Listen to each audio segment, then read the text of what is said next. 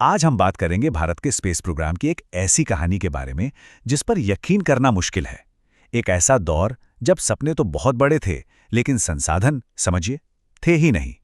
ये कहानी है भारत के पहले रॉकेट की, जिसकी शुरुआत बहुत ही मामूली थी। तो एक सवाल जो इस पूरी कहानी की जान है वो ये कि भारत का पहला रॉकेट अपने लॉन्च पैड तक आखिर पहुंचा कैसे। इसका जवाब आपको शायद हैरान कर देगा और ये भारत के उस जज्बे को दिखाता है जहां मुश्किल में ही रास्ते निकाले जाते हैं। चलिए चलते हैं 1960 की शुरुआत में। ये कहानी है एक बहुत बड़े सपने की, भारत के लिए अपना खुद का स्पेस प्रोग्राम बनाना। सोचिए, एक ऐसा देश जो अभी अभी आज़ाद हुआ था, उसके लिए ये ख्याल भी लगभग नामुमकिन सा लगता था। देखिए, इस मिशन के पीछे की असली ताकत कोई बड़ी बड़ी बिल्डिंग्स या महंगे इक्विपमेंट्स नहीं थे। नहीं, असल ताकत थी डॉक्टर विक्रम साराभाई के लीडरशिप में काम करने वाली वो टीम। जैसा कि ये कोट बताता है, उन सब में एक जुनून था, एक जिद थी कि भारत अपनी स्पेस टेक्नोलॉजी खुद बनाएगा, चाहे कुछ भी हो जाए। चलिए अब आते हैं कहानी के सबसे यादगार हिस्से पर। ये वो हिस्सा है जो दिखाता है कि कैसे इस टीम ने, जब उनके पास सचमुच में कुछ भी नहीं था, कुछ ऐसा कर दिखाया जो बिल्कुल असाधारण था। जरा सोचिए, आपके पास देश के कुछ सबसे बेहतरीन दिमाग हैं, एक बहुत बड़ा सपना है, लेकिन काम करने के लिए कोई ऑफिस तक नहीं, कोई लैब नहीं। यही उनकी पहली और सबसे बड़ी चुनौती थी। तो उन्होंने क्या किया? उन्होंने एक ऐसा रास्ता निकाला जिसके बारे में कोई सोच भी नहीं सकता था। उन्होंने थुम्बा के एक लोकल चर्च को अपना पहला ऑफिस बना लिया और जो बिशप का घर था, वो बन गई उनकी वर्कशॉप। ये सिर्फ साधन जुटाना की बात नहीं थी, ये उस कम्युनिटी के सपोर्ट और टीम की जबरदस्त अडेप्टेबिलिटी की कहानी है जिसने इस मिशन की नींव रखी। और अब वो तस्वीर जो भारत के स्पेस प्रोग्राम की इस शुरुआती कहानी की पहचान बन गई। रॉकेट के पार्ट्स को लॉन्च पैड तक ले जाने के लिए न कोई ट्रक था, न कोई भारी मशीन। तो ट्रांसपोर्ट का उनका साधन क्या था? एक मामूली सी साइकिल। ये सादगी और दृढ़ संकल्प की एक कमाल की मिसाल है। इस पूरी सोच को, इस पूरे जज्बे को एक शब्द में समेटा जा सकता है, और वो है जुगाड़। ये सिर्फ एक शब्द नहीं है, बल्कि एक फिलॉसफी है, कम से कम चीजों में कुछ बड़ा और नया करने का तरीका। और यही भारत के शुरुआती स्पेस मिशन का मूल मंत्र था। तो इन सब मुश्किलों और जुगाड़ के बीच वो ऐतिहासिक दिन, वो बड़ा दिन करीब आ रहा था। वो पल जब भारत अपना पहला रॉकेट आसमान की ओर भेजने वाला था। तो फटाफट देखते हैं कि यह सब कैसे हुआ। 1962 में थुम्बा को लॉन्च साइट चुना गया। 1963 की शुरुआत तक देश भर से युवा साइंटिस्ट वहां जमा हो गए थे।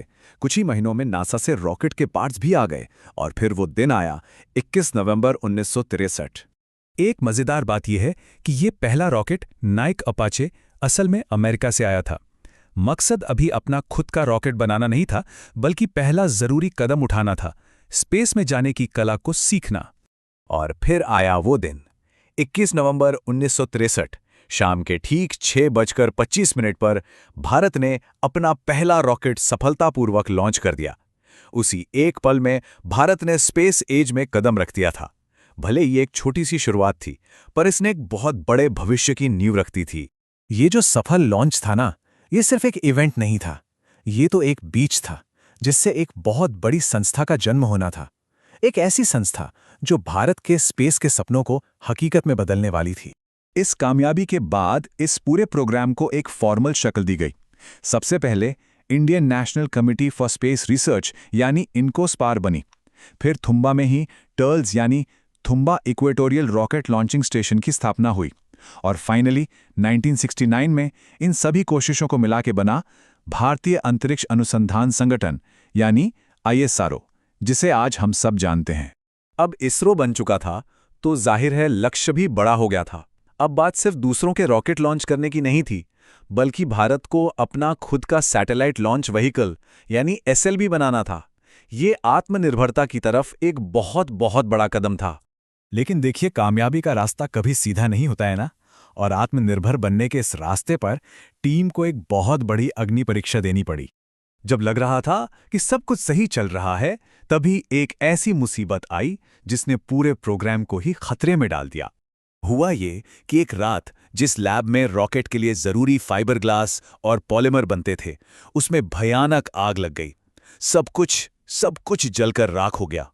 ये एक बहुत बड़ा झटका था। सालों की मेहनत एक ही रात में खत्म हो गई थी। लेकिन इस नाकामी ने टीम को तोड़ा नहीं, बल्कि उन्हें और भी मजबूत बना दिया। जैसा कि इस कोट में कहा गया है, उन्होंने इस झटके से बहुत कुछ सीखा। इस हादसे ने उन्हें और भी ज्यादा मजबूत और कॉन्फिडेंट बना दिया था। और यही वो मजबूती थी, यही वो जिद थी जिसने उस नींव को पक्का किया जिस पर आज भारत का वर्ल्ड क्लास स्पेस प्रोग्राम खड़ा है। तो सवाल उठता है कि इस असाधारण कामयाबी के पीछे था क्या? असल में ये कुछ चीजों का एक बेहतरीन कॉम्बिनेशन था।